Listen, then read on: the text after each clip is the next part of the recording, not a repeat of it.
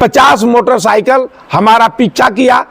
आधा किलोमीटर बेदानी मोड़ से बढ़ने के बाद उन लोग हमारा गाड़ी को घेर लिया और हमको अजय मिसिर, पिता स्वर्गीय बंसी मिसिर, गुड्डू मियाँ, सिद्धू मियाँ, पिता रफीक मियाँ, ताराचंद यादव, पिता का नाम हम नहीं बता सकते हैं, बबलू सिंह, राकेश सिंह, पिता स्वर्गीय विदेश सिंह, इनके साथ करीब और 100 आदमी हमको एक बैक गाड़ी से उतार करके जानलेवा मारने के लिए, जान से मारने के लिए हमला किए। हमारे गर्दन से चैन, हाथ का अंगुली का अंगूठी और साथ में हमारे पास 45-46 हजार रुपया पैसा था। उस पैसा को भी इन लोग छीन लिए। रोड पर हमको पटक करके मार रहे थे, मेरा गला चिप रहे थे कि इसको हत्या कर दो, इसको जान से मार दो। किसी प्रकार हम अपना जान, हमारे 1-2 और समर्थक थे, हमारे साथ में जो साथी थे, वे हमको जाने के डर से उन लोग जो ऐसे किसी प्रकार छेक छाक करके हमको बचाने का प्रयास कर रहे थे। लेकिन उन लोग जान से मार करके हमको अधमरा करके रोड पर फेंक दिया। किसी प्रकार उन लोगों से जब हम बहुत आरजू विनती, बहुत प्रार्थना किए तो उन लोग वहां से किसी प्रकार हटे, तो हम अपना गाड़ी लेकर के डालते आए। बाकी विधानसभा में ऐसा प्रतीत होता है कि ओबीसी का कोई परिवार चुनाव नहीं लड़ सकता है।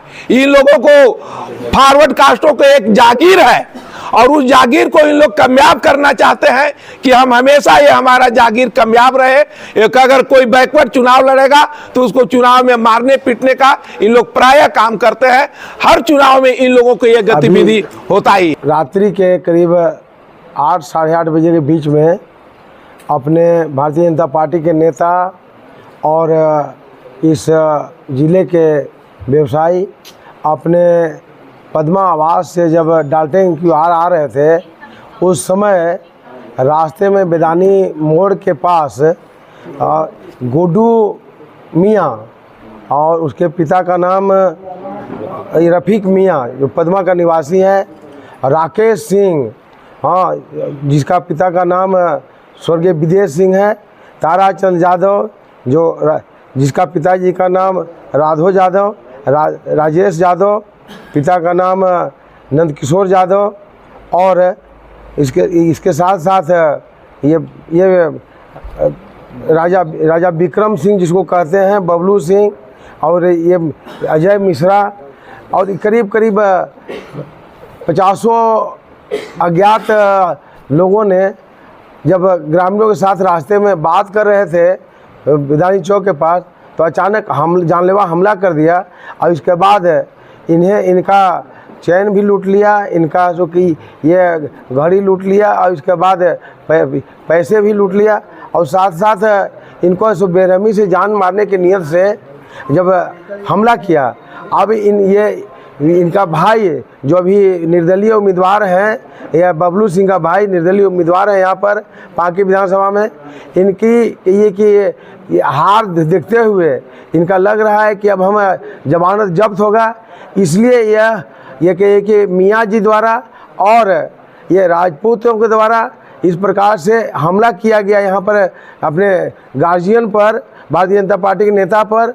अभी हताश हो करके इन्होंने हमला किया है दहशत फैलाने के लिए और जान मारने की नीयत से, जिसकी हम घोर निंदा करते हैं। और पूरे जब तक इन तमाम इन गुंडों को प्रशासन गिरफ्तार नहीं करती है, तब तक निश्चित रूप से ये साफ सुथरा चुनाव संभव नहीं हो सकता है। इसलिए हमने अभी बात किया है, डीजीपी से बात किया है, अब एसपी से बात किया है कि तुरंत इस पर कार्रवाई करें और कार्रवाई करके इसको गिरफ्तार करें, गिरफ्तार करके इनको जेल भेजें और ये चुनाव को निष्पक्ष कराने कैसे सुनिश्चित करने का काम करें। अन्यथा भारतीय जनता पार्टी पूरे प्रदेश में, पूरे ज़िले में एक आंदोलन करेगी और ऐसे लोगों के खिलाफ में इनको गिरफ्तारी करने के लिए। और इसमें निश्चित रूप से ये उकसाया गया है, यह जो निर्दलीय उम्मीदवार हैं बिट्टू सिंह उर्फ देवेंद्र कुमार सिंह, उनके द्वारा उकसा करके इस प्रकार से कराया गया है, इसलिए भी इन पर भी कार्रवाई ये सब प्रशासन करे। अन्यथा हम आंदोलन करने के लिए और इनको जवाब देने के लिए हमारे भारतीय जनता पार्टी के एक एक कार्यकर्ता इस वक्त सक्षम है। अब ये कायराना हमला, इसकी निंदा हम करते हैं। अगर दम है, आमने सामने लड़ाई करने के दम है तो ललकार करके आवे सामने, और हम लोग हमने सामने से लड़ाई करने की सो आप ये करें, ये छुप करके हमला करने वाला व्यक्ति कायर होता है। अगर दम है, माँ का दूध पिया है तो आमने सामने अगर ये डेट निश्चित करके सो मैदान में उतरे। हम ये ईंट का जवाब पत्थर देना जानते हैं और पत्थर से जवाब देकर दिखलाएंगे। भारतीय जनता पार्टी के एक एक कार्यकर्ता, कोई ये डरपोकू नहीं है, कोई भाई नहीं है, कमज़ोर नहीं है। और इस प्रकार से अगर हमला करता है तो निश्चित रूप से इसका आने वाले समय में बदला भी लेंगे, और आने वाले समय में इनको एक बदला में 10 को हम लोग से ये आपको बताने का काम करेंगे इनको। इसलिए प्रशासन अभी तुरंत इसको गिरफ्तार करे। देखिए, चुनाव में लोकतंत्र का महापर्व है और इस पर्व में कोई भी व्यक्ति चुनाव लड़ सकता है, खड़ा हो सकता है। आज जिस प्रकार का गुंडागर्दी का घटना हम लोग देख रहे हैं, एक प्रतिष्ठित व्यवसायी, एक सामाजिक कार्यकर्ता, भारतीय जनता पार्टी के कार्यकर्ता रामदास साहू जी, जो कि बुजुर्ग हैं और एक प्रतिष्ठित आदमी हैं, आज जब लोकतंत्र के इस पर्व में जा रहे हैं, कोई भी व्यक्ति किसी भी पार्टी में जा सकता है, कहीं जा सकता है। और आप अगर गुंडागर्दी दिखा रहे हैं, बल का प्रयोग कर रहे हैं, तो निश्चित रूप से हताशा प्रकट कर रहा है। देखिए, इस मामला में जो बबलू सिंह का नाम डाला जा रहा है और वर्तमान विधायक जी बार बार बबलू सिंह के बारे में बोल रहे हैं, और इतने उतावलापन से इससे ये लगता है कि खिसियानी बिल्ली खंभा नोचने वाला कहानी का चरितार्थ कर रहे हैं।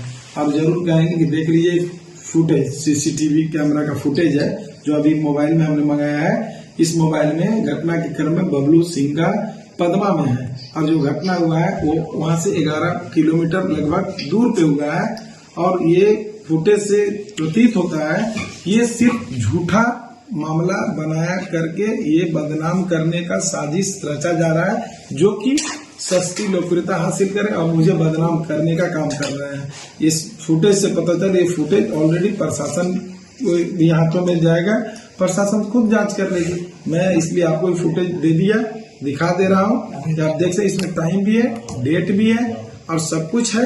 और बबलू सिंह जब वहां पे है तो वर्तमान विधायक के बनावटी खेल है।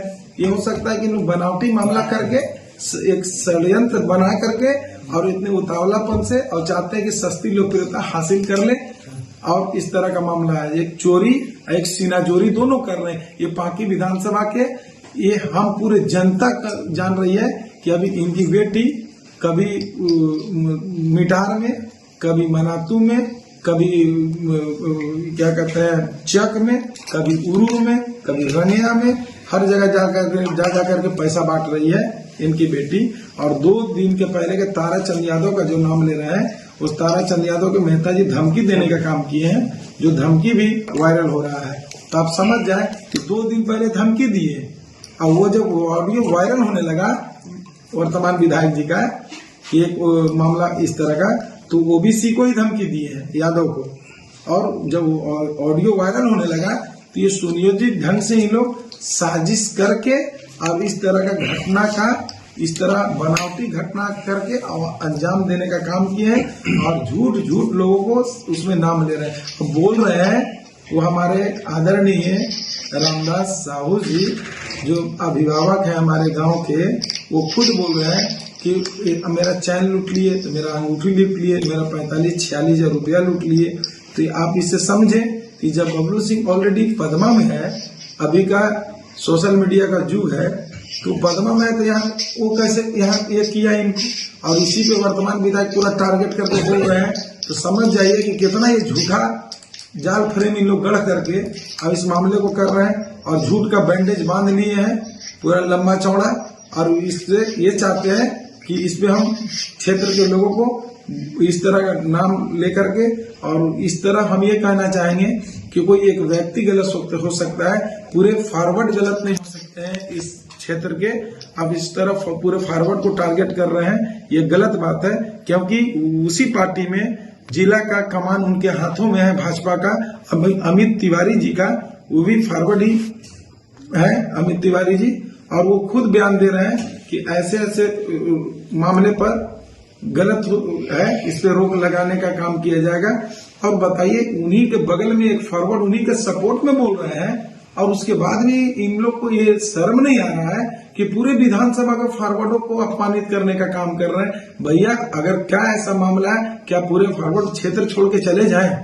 अगर ऐसा लगता है तो भाई ऐसा कोई मामला आप लोग कर दें, पूरा क्षेत्र ही छोड़ के यहाँ से तो लोग चले जाएंगे पूरे फॉरवर्डों से प्रॉब्लम है तो। और हम जरूर, ये हमारे ओबीसी समुदाय के भी लोग जानते हैं कि जब जब डॉक्टर कुशवाहा सिंह मेहता जी जब चुनाव आता है तो ऐसे ऐसे घटना हमेशा करवाने का काम करते हैं, बनावटी घटना।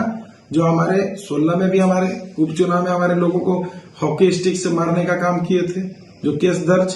हमारे पिता का एक चुनावी सभा हो रहा था यहीं तरहसी में, उस टाइमिंग में हम लोग का टाइमिंग में जबरदस्ती घुस करके पथराव करवाने का काम किए थे, ताकि पुनः उस समय भी इसी तरह अगड़ी पिछड़ी करके सस्ती लोकप्रियता हासिल करने के लिए, और सेम अभी इस तरह का काम कर रहे हैं। हम ये कहना चाहते हैं, आप लोग दोनों हमसे उम्र में काफी बड़े हैं और मैं ये कहना चाहता हूं कि अगर एक उभरता हुआ लड़का अगर इस क्षेत्र में अपनी मेहनत के बल पे इस लोकतंत्र के इस मैदान में आया है और जनता के हाथों में वो परिणाम है किसे वो अपना जनादेश देना चाहती है, तो भाई इसमें जाति और पाति का मामला कहाँ है? हम ये बार बार कहना चाहते हैं, जात से इसमें हमारा क्या दोष है कि अगर हम फॉरवर्ड हो गए तो हमारा इसमें दोष क्या है? क्या ब्रह्मा जी के पास हम एप्लीकेशन लगाए थे, दरखास्त तो नहीं दिए थे कि हमको फॉरवर्ड में जन्म होना चाहिए, कि ओबीसी में होना चाहिए, दलित में होना चाहिए? ये बार बार क्या आप लोग कहते हैं फॉरवर्ड फॉरवर्ड। हम ये कहना चाहते हैं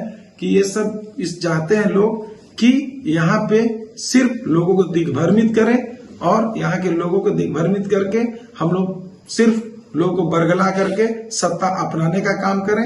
हम हमेशा कहते हैं कि यहाँ के लोग हम लोग को चाहती है, और ऐसा नहीं, सब फॉरवर्ड जो है यहाँ पूरे क्षेत्र में जितने भी फॉरवर्ड हैं, सब लोग चाहे ब्राह्मण हो या राजपूत हो या भूमिहार हो या लालाजी हो, सभी लोग मिलकर एक दूसरे का सम्मान गांव में देते हैं और तभी सब लोग एक दूसरे को सम्मान मिलता है। अगर किसी को हम भैया बोलते हैं तो बाबू बोलते हैं, किसी को चचा कहते हैं तो बेटा बोलते हैं मुझे, तो इसमें कहाँ मामला रहा इस तरह का जाति पाति का मामला, जो बार बार इन लोग जाति का बात करके अब ऐसे इतने उम्र दराज लोग हो करके अब इस तरह का एक जहर घोलने का काम कर रहे हैं इस क्षेत्र के या पूरे जिला में, ऐसा मैसेज दे रहे हैं, ये तो गलत बात है।